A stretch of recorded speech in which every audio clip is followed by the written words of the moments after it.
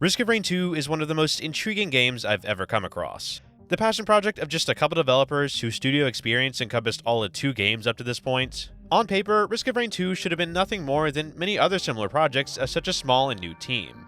A mildly successful indie title, a small burst of creativity captured in a little bottle, likely restrained by resources and simply a stepping stone in the game development path of its creators in lieu of grander things. And yet, on the very contrary, this game has grown into, well, to prove my point, I probably don't even have to explain to you what this game truly is. Beloved by literal tens of thousands of people concurrently, appearing in uncountable mainstream media outlets, and hands down one of the most solid, unique, and just gosh darn fun games I have ever played in my life. It would be an understatement to say that this game is an icon of roguelikes and of indie games in general, and is the vacuum of millions of hours of playtime by people across the globe. The results of a genuinely dedicated and talented team of game developers passionate about their craft, growing and evolving as they continue to develop, which they have been consistently for years, treating this game and its massive community the way a studio should. Which is exactly what makes its fall so painful to watch. Which is kind of a larger thing, but every single aspect of the game is broken between enemy AI and movements and physics and the way items talk work. about the massive elephant in the room is the FPS being linked to absolutely everything. Time, baby. Like if you want it to be faster on stage 1, just turn the FPS up, done capped, and more enemies spawn. Like that's It's the second day of release, but I think the game is in a pretty rough spot, the current update and DLC, more than it's ever been on PC. To me, that's a little bit more than disappointing, and I would feel personally pretty weak. This is the most busted shit I've ever seen. The sheer quantity of bugs in this game is just pathetic, and the developers should genuinely be ashamed of the quality of the DLC as a whole. But before we can get into this, I want to step back and reflect on what got us here so we can better understand the amplitude and context of what happened to Risk of Rain. Risk of Rain 2 was released on August 11th of 2020 after 1.5 years of early access, and immediately out the gate proved itself as one of the top contenders in the roguelike and even general indie sphere as a whole. Their critically acclaimed roguelike third-person shooter was developed by Hoppu Games, a team of at the time just 3 developers, Duncan Drummond, Paul Morse, and Jeffrey Gore Hunt, and 1 composer, Christodoulou, with a studio portfolio of just 2 games, Risk of Rain and Deadbolt. Known for its incredible world and lore, fun cast of survivors, unique difficulty scaling gameplay, and incredible level of charm and polish having been developed by 3 people, Risk of Rain 2 was and is a very important game for the roguelike sphere, introducing many hundreds of thousands of people to the genre through it, developing a massive community around it, and encouraging more development in the genre through inspiration and the cultivation of a larger player base, along with just being really fun. For the entirety of its lifetime, Risk of Rain 2 has maintained this status through the diligent work of its developers, of whom have remained the sole developers of the game, of course hiring on more team members, but still managed by its original founders. Until Hoppu Games was the only developer for Risk of Rain 2, but one important party I neglected to mention was the game's publisher, Gearbox Publishing. Gearbox Publishing, the publishing faction of the grander company Gearbox, had prior been responsible for publishing the game and later porting the game and its DLCs and updates to console, pretty much acting in the same vein as any other publisher. Except for the porting to consoles part. It's funny in a sad way how the constant abysmal state of console has been so prominent for so long, it's basically a meme in the Risk of Rain community. From Risk of Rain's origins of release and growing more and more evident with time and updates, console players have had quite the rough patch with their gaming experience compared to their PC brethren. Bugs, delays of updates compared to PC, complete non-functionality in some cases, a general lack of communication or seemingly care whatsoever, console players just always manage to get the bottom end of the stick for a while after Risk of Rain 2's release. However, we can't blame Gearbox on this one. From what I can gather, Play Everywhere, another studio entirely, was responsible for the original port of Risk of Rain to console. And yeah, they did a good job. So, from the release of the anniversary update and on, Gearbox took sole charge of console porting in an attempt to get things more on track for console, i.e. rebuilding the entire thing from the ground up. Holy shit, how bad was this port? However, while that is great news, it ended up taking 2 years after Gearbox took over for the rebuild of console and subsequent addition of the Survivors of the Storm DLC that at that point had released a year and a half earlier for PC, but was in no way able to be added to console in its horrendous state. Now, there's a lot to say about this. Gearbox certainly had their work cut out for them if the original console port was as bad as we think it was, so the 2-year gap is understandable in that regard. I mean, it's kinda a blessing already that the game was out on console at all, and at least there was documented plans to get it fixed up free of charge. However, the lack of nearly any communication about progress, the constant teasing of the fix being presented and then snatched away just as fast, and the already not-so-good reputation of Gearbox as a whole from their other endeavors, caused people to get a little angry at Gearbox. At the time, it was nothing more than understandable miffness at the company, as their influence only extended to console ports, and there was always Hoppu games present to wrangle them in if really need be. So Gearbox just kinda sat in a bit of a limbo for 2 years after the game's release. Some people thought they were handling it well, others not so much, but hey, it's not like they would gain total acquisition of the Risk of Rain 2 IP or anything. It's not like they would gain. After 2 years of solo development, Hoppu Games announced on November 17th of 2022 that they were selling off the Risk of Rain IP to Gearbox, effective that very day. The details are a little gray, but as far as I could gather, influence from Hoppu would continue to be taken by Gearbox, although Hoppu would have no direct say in any new Risk of Rain content, nor would they provide any other role outside of giving suggestions, with Survivors of the Void on PC being the final Hoppu-led venture for Risk of Rain, and all future content now being solely developed by Gearbox. This news of course led to a lot of fear-mongering in the Risk of Rain community. It was generally understood that Gearbox never really had a hand in development of much any actual Risk of Rain content outside of porting. They at best partly contributed, coming to a head by designing multiple enemies and all the maps to Survivors of the Void, and at worst just gave suggestions sometimes, with the only guaranteed evidence backing work they did for the game being publishing the game and porting it to console, which, not the best portfolio. So seeing them now steering the course for Risk of Rain 2 entirely, understandably brought a lot of questions to the table. What would they do with Risk of Rain 2 without their reins being pulled by Hoppu? Can they continue the spirit and passion of the game's previous developers? Heck, do they even care enough to attempt that? Well, we didn't have to wait long, as Gearbox's first leading piece of content would soon be released for Risk of Rain 2. After finally getting the console port of Survivors of the Void out, along with the complete console rebuild we had been promised a while ago on November 8th of 2023, the Devotion update for Risk of Rain 2 released as Gearbox's first solo new content update for Risk of Rain 2. No, not you. You don't count. You don't count.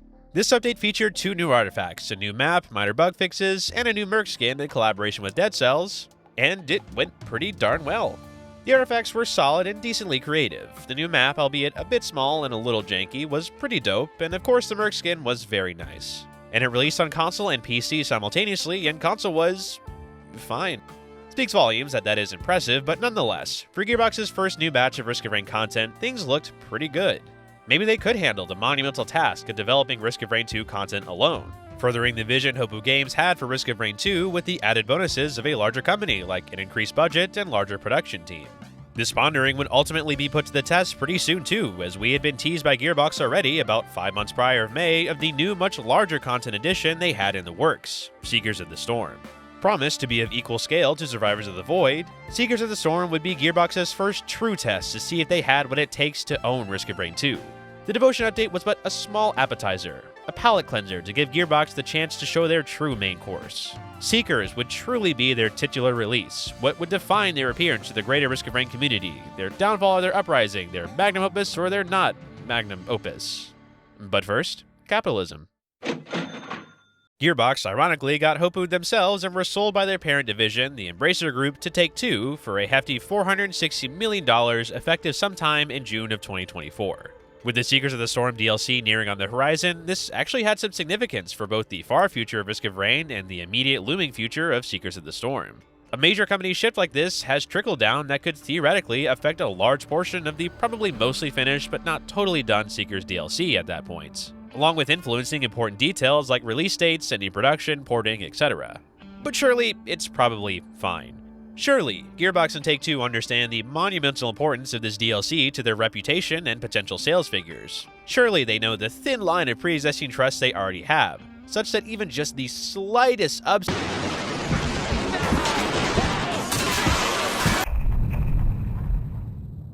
August 27th, release day. Seekers of the Storm was thrust into the world, and the world did not like it. Immediately, the problems start well before you even obtain the game, with regional pricing being completely wrong in multiple currencies and regions, inflating the regional price by as much as 3 times what it should be. And hell, if you live in Russia, fuck you, you don't even get to buy the overpriced DLC because... Пошел нахуй. And then there's the actual game. Sorry if you're on Xbox, because whoops, there goes your 3,000 hour save file because you tried to be social with couch co-op, you extroverts. And of course, we can't forget the newly added boss, the main menu. It was nigh impossible to even get past the damn main menu to play the game on Xbox, with some instances even occurring on PlayStation and Switch. And speaking of PlayStation, I hope you passed Go and collected 200 recently, because you're going to need to fork over the cash to buy the DLC twice. That's right, as part of the DLC release, the game was revamped as a PS5 and Xbox Series X title, utilizing the new tech of the newer consoles to give even better graphics and quality to players. Typical, normal stuff, and this was supposed to be a free upgrade like most every other game that has different console versions, because duh, you already own the game, just not the newest version. But nah, buy it again, plebeian. And then when you're finally in the actual DLC, it's shit. The new Elite sucks, the DLC was not even close to the size and scale of Survivors of the Void, as promised. The new survivors legitimately look like modded characters with their animations. They have all of one singular additional alternate ability. The items feel like they were developed by someone who just saw the trailer for the game and thought, yeah, that's enough immersion. I get what meshes well with this game, looking at you. And that's not even to mention the bugs. Immortal Mithrix, game logic tied to FPS, teleport softlux, there is a full page I can't even talk. Words. There is a full 7-page Google document of the bugs in this game, and honestly, here it is on screen. It is way too much for me to say aloud, and it's more than enough of a point to say that Risk of Rain 2 was royally fucked. Survivors of the Void, the anniversary updates. These updates release with bugs and issues, as most games and game editions do. And I can of course give leniency to that. No one is perfect, human error exists, every game release has its problems. But it is objective that Seekers of the Storm went far above and beyond what is tolerable not only for bugs, but for expected quality in a DLC in general. I mean, it was literally deleting save files, unable to be played by many, and bugged so badly a good chunk of initial videos for the DLC were not about what fun things it contained, they were about how to downpatch the game. And it was obvious that the new additions to the game came from a place of non-understanding of what makes Risk of Rain Risk of Rain.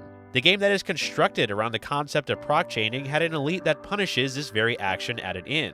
The items were some of the most underwhelming and simultaneously overwhelming we've ever seen, while all lacking a real tie-in to existing items. And the general polish and content scope were just not there compared to the previous comparable DLCs, Survivors of the Void.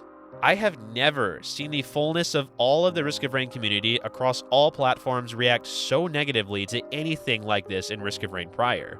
And I encourage you to check out the community's much more detailed explanations of the various individual issues of Seekers of the Storm if you're curious. But for now, it was evident, very evident, that things were turning for the worst. The DLC was bad, the community was in upheaval, Risk of Rain was for the first true time falling. So, now that we've got through the past of the game and the catalysts that caused its fall, what was the aftermath? Well, Day 2 of the DLC saw no official messaging from Gearbox regarding the state of the game, aside from acknowledgement of the pricing issue and a promise to get that fixed. Again, unfortunately, we see that lack of communication we've gotten in the past regarding community issues from Gearbox. At the time, I gave Gearbox something of a pass, as it had only been 1 day since release, and I suppose they probably needed to get their bearings in order before releasing any written details on a game plan for sake of not unintentionally misleading fans with false promises and initiatives. However, at the same time, they risked validating the looming thought of the total abandonment from the DLC that many in the community had already begun to hypothesize due to the reputation of Gearbox as a larger corporation, and their past history with similar situations like their horribly slow response time to the Survivors of the Void and console rebuild.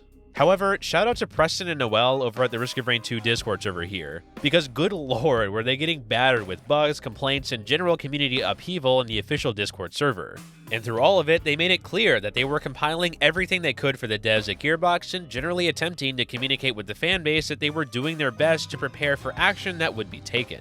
Honestly, this was the one thing that really gave me hope for the future of the DLC, but it was too early to draw much information outside of general speculation. In the meantime, most all of the content creators in the Risk of Rain space had had about a day to really dig into the DLC, and were beginning to teeter from exciting anticipation and playing to, holy shit, what is this? Day 3 is when I think things really started to sink in. The DLC was not good, and people by this point had had ample time to encounter many of the bugs in the game, as well as get a better grapple on what exactly we were dealing with here. The bugs, the low scope of the DLC, the lack of polish, the disconnection of new content to Risk of Rain's identity. This is the period when the state of the game and community became very noticeable. Enough so that even Duncan himself tweeted about the issue and a pretty good summary of everything that had happened up to this point. This is definitely a bittersweet situation. It's great to see new content for the game, but it's hard to see the growing pains of the new team in real time. It sucks for the fans, who lost functionality for the game they loved. It also sucks for the developers at Gearbox, who are probably under a ton of stress and can't really celebrate the win of launching a new DLC. We still believe Gearbox is heading in the right direction, and that they have every intention of fixing issues and listening to feedback. I know the people on the Gearbox team, and they care deeply about Risk of Rain. Definitely a hard situation for everyone involved. Discontent frown. So much was riding on this new DLC, the reputation of Gearbox as Risk of Rain's new IP manager, an understanding of the direction of the game going forward with the massive shift in ownership, setting the precedent for future new Risk of Rain 2 content as a whole. And because this DLC had such monumental importance to it, it was understandable that when it didn't perform as expected, people were upset with it. However, Duncan makes a good point in that we also need to consider the people at the Risk of Rain Gearbox team. The team are people, and people who, from the trailer for Seekers of the Storm, did seem like they had at least some care for the game and pride in what they were developing. I personally didn't get the vibe from them that this was just a paycheck to them. Whether they were as passionate as Hopu is questionable, but at the very least, they were not trying to make the DLC a flop, nor would they have any reasonable motive to. But the community, in my opinion, did have some reactions that went over the top, bordering over constructive criticism into outright mocking and belittling of the developers. It was an unfortunate internet common case of dogpiling. Not targeted at names specifically per se, but from a dev's point of view, easily implied to be directly at them. And again, understandable when the favorite game of hundreds of thousands of people is broken beyond repair after being thrust from the hands of its creator, people will get emotional. But at the same time, several of the comments I was reading regarding the DLC were just kinda yucky. A very poor representation of the fan base, and something that would, if anything, dissuade devs from wanting to fix what they did. I felt a push and pull of disappointment and anger at the unacceptable state of the DLC, coupled with sympathy for the actual developers who may very well have had the game's release date forced onto them by higher-ups in the command chain. And yet the accusations felt like they were directed at them specifically. In the end, all I could really do was hope for a response from Gearbox for something of a confirmation that plans were underway to fix the DLC, and hope that once the heat started to die down, the community would start to calm with it with this news.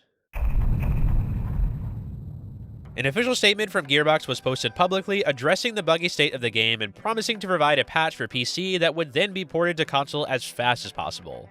Additionally, the first patch for the DLC was released, which removed the main menu final boss for Xbox players, and allowed them to do couch co-op without having their entire legacy removed. And this fix did function for a majority of Xbox players. Several days late, but thankfully Gearbox did respond and even gave us something tangible, albeit the bare minimum at this point. And while this was no concrete evidence of a grander fix for the rest of the game's issues being actually underway, at the very least they acknowledged the issues the DLC had and compiled a pretty accurate list of the larger issues, along with already solving, in my opinion, the most egregious ones.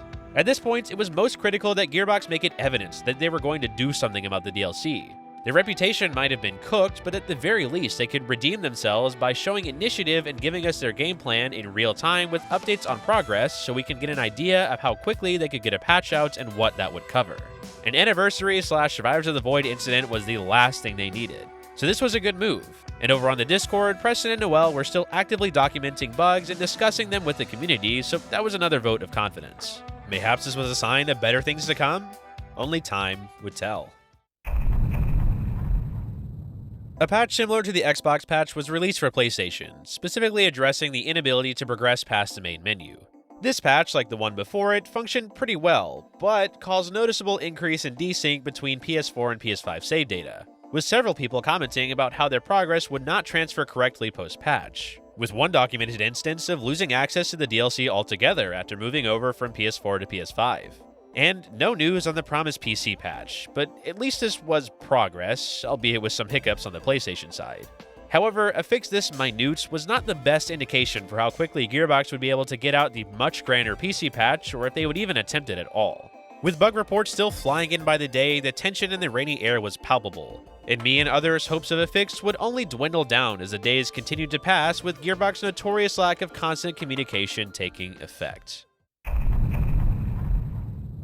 But, to our collective surprise, on September 5th, 9 days after the DLC's initial release, they did it. The first major patch for Seekers of the Storm was released, and it actually was not half bad. The biggest players contributing to Seeker's bugginess were addressed, game logic being tied to FPS, invincible mythics, the teleport response softlock, and the various annoying audio bugs in the game. And they were indeed patched out, along with a host of other scattered issues. Now this drew a very interesting dichotomy of thought in me when I heard it.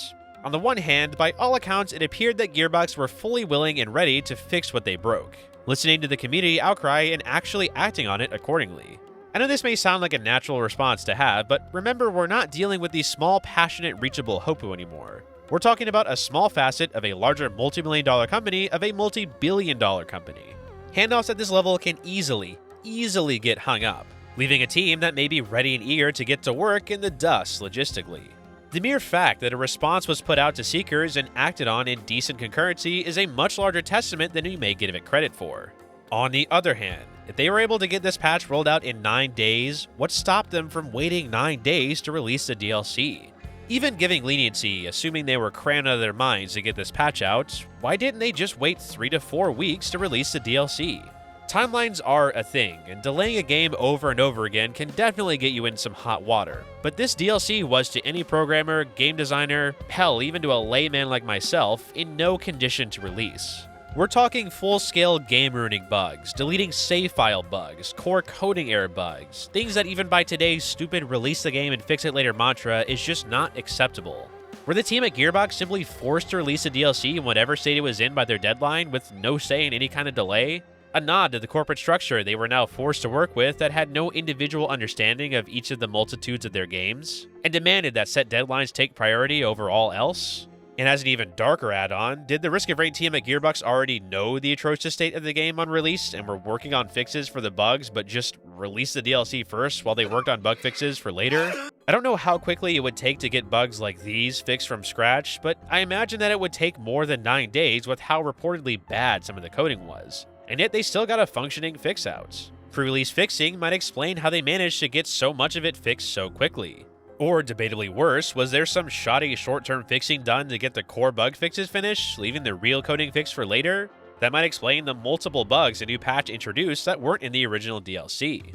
I don't know, that is very dark thinking, and I have heard that the team at Gearbox did straight up just use code given to them by the incredible modders of Risk of Rain 2, so it's actually totally possible that they helped Gearbox get back on their feet. Or this is stuff that can be fixed realistically in 9 days. I don't know, I'm not really that smart at all when it comes to programming. Point is, on the one hand, this was great news that Gearbox was probably going to take initiative and fix what they broke. On the other, this could be the marking of how all future Risk of Rain 2 content is handled. Completely outside the control of the actual dev team logistically, with that directed release dates and even potentially some bleed into the actual content itself. Conglomerating and underperforming bugged messes for all future Risk of Rain 2 content releases. All speculation, and we would only truly know later on, but as for the time being, a minor update was put out for PC. This one was much smaller in scope than the first, ironically focusing on the bugs that were a result of the previous patch as well as fixing some other small ones. There was again another promise for porting the patch to console, but with no verifiable evidence. The community took this update, Congratulations! Pretty well. I think by this point the community had understandably kinda got off the small high the previous patch had and was back on the fuck you energy. Even more so now than before, since we had been teased with timely fixes for all platforms in the previous patch, and yet it took another 5 days to get this small PC-only patch out, and there was zero communication from anyone on Gearbox in the in-between time. Personally, I think this was another step in the right direction, but a really glaring issue that Gearbox seemed to keep avoiding up to this point was the actual content of the DLC itself. There are several issues with Seekers of the Storm that were intended mechanics that just weren't good choices in my opinion. The balancing of the new survivors was pretty poor compared to the existing roster. The new Twisted Elite really needed a rework. A majority of the items needed to be buffed or fully reworked. The general polish in animations, interactions, and enemies could definitely be upped, and the full scale of the entire DLC was still lacking overall compared to Survivors of the Void. Bugs are one thing to fix, something that has an objectively correct answer. But balancing and reworking isn't so straightforward, and that was something I was afraid Gearbox wouldn't do because of that. It would take a lot of work and knowledge of Risk of Rain to recomp the DLC the manner I think Gearbox needed to here. And considering how difficult it was for them to get the easier bugs fixed, I genuinely questioned if they would do anything to the actual DLC or if that was either not in their control or something they thought wouldn't be worth it. We'd had no inkling of information regarding a content rework up to this point, only limited bug fix information. But then again, Gearbox can be really bad at communicating, so it was possible that some of the holdup on bug fixes was due to concurrently trying to rebalance the DLC content at the same time. PlayStation and then Xbox and Switch 4 days later were caught up to the current patch version of Risk of Rain 2. This update went mostly correct and got consoles caught up to the PC version. Except there were still things that weren't totally fixed, like the PS4 to PS5 upgrade not being free and having syncing issues, and the audio bugs still happening on Switch, but for the most part this patch seemed to get consoles caught up to PC. Ironically, a major prior goal of Gearbox now occurring in one of the worst ways possible. Additionally, on September 17th, the official Risk of Rain Twitter page made this tweet. "We see your feedback, y'all. Changes to the new survivors and their abilities, yes, including Chef, are most certainly in the works. Stay tuned for info. What about the items? Yes, we are examining the items as well." This is the first official confirmation I could find about intrinsic changes planned to be made to Seekers. And honestly, this could not have come sooner. Just coming off the rails of near complete doubt of any actual DLC rework being made, it appeared that at the very least, Gearbox plans on making some changes to the issues present with the actual DLC, and ones that are of top priority in my opinion. The survivors very much needed some buffing and can definitely use some animation and graphical polish, and the items were in need of full reworks in many cases. The maps are honestly pretty good, music is fire, Chris don't miss, and the new final boss, while a bit meh in terms of the fight, is decent enough that I could get past it. Compared to the survivors and items that, while having interesting concepts, definitely could use reshaping to better fit the environment and gameplay style of Risk of Rain 2, and are a core piece of the issue of the quality of the DLC. As of this recording, we've got no confirmation on any of these changes or any plan on when they might be done. I would suspect that since the changes are vast, it'll take a hot second to get them done, and that would explain the silence. Though it would be nice to get an update since it's been over 2 weeks now as I say this, and my confidence only falls by the day as we hear no news. I know the team pulled it through with the bugs, but again, very different story to balancing and changing the DLC itself. But perhaps they'll pull another surprising bug-packed moment and actually do it, whenever that may be. And that brings us to today. As of this recording, it's been over a full month since Seekers of the Storm released, though I suspect I may be editing in some additional information, so technically maybe later than that. This has without a doubt been the most tumultuous month in the history of Risk of Rain, one that has brought forward a lot of information about Risk of Rain 2, its community, its new developer, and in general about the difficulties that come with sudden change, failed initiatives, and the consequences of a lack of communication and responsibility. I believe it's already been made very clear that Seekers of the Storm was objectively a bad DLC on release. And while it has improved over time, it has done so in an arduously slow and methodical fashion, with no true guarantee even a month later that the fixes that need to be undertook will be done at all, accompanied by a painful lack of communication on much of the work going into the game, enough to create doubt of the work's existence entirely. However, it has also become evident that the Risk of Rain community was a little bit overly toxic. I understand that it is right to call out bad content so as to not encourage more in the future, but there were, in my opinion, some oversteps in this regard, trailing over constructive criticism to the Gearbox team to what felt to be near direct accusation at developers and needlessly long strings of complaints, which of course is only going to make things worse for both the complainers and those being complained to. I get it, it's an emotional time, Gearbox did mess up. But behind the team are humans with feelings, and humans that by most accounts seem to genuinely care about their products. Now, of course, this doesn't remove the mistake they made and the fault they should know of, but ideally they can course correct as soon as possible, continuing the good steps and bug fixes and planned DLC reworks. And if anything, we can rag more so on the higher-ups in the command chain that might very well be the real culprits here. Now, if the rest of those bug and DLC fixes don't ever come, then we'll have another situation on our hands. But for now, I'm hopeful, and since we're kind of in the middle of this as I record this, only time can truly tell if this is the fall of Risk of Rain or a fall of Risk of Rain. But of course, as always, what do you think about Seekers of the Storm, dear viewer? Give me your thoughts about it and any agreeances or disagreeances you may have. I can by no means speak for the Risk of Rain community as a whole, so it would be nice to have some follow-up comments for discussion to expand more into the topic and get some more ideas and thoughts about it. Thank you so much for watching. If you enjoyed this and want to hear more of my ramblings, feel free to subscribe. And the Afrosive LLC is officially in the market for any purchase offers. I'm thinking something in the range of $7, $8, though I suppose I could haggle. See ya.